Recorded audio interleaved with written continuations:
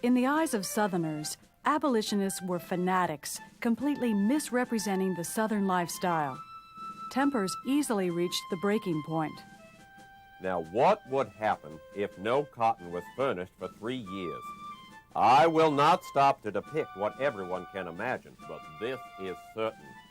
England would topple headlong and carry the whole civilized world with her. No! You dare not make war on cotton. No power on earth dares to make war upon it. Cotton is king. Senator James H. Hammond, South Carolina, 1855. Southerners defended slavery.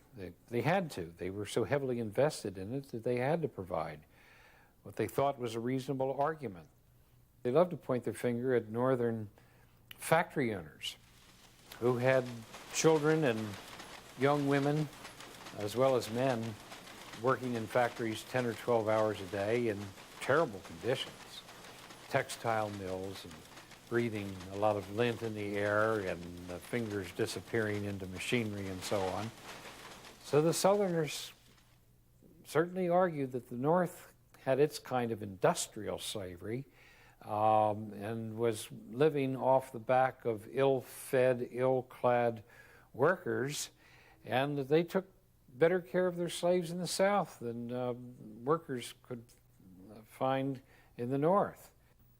Southerners didn't just defend slavery as an economic necessity.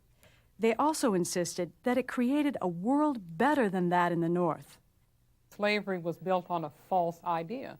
That idea was that all blacks were meant to be slaves. God ordained them to be slaves. They came up with what they called the mud seal theory, where in every civilization you must have people at the bottom who will do all the heavy labor so that those whom God has supposedly favored can be the civilized group.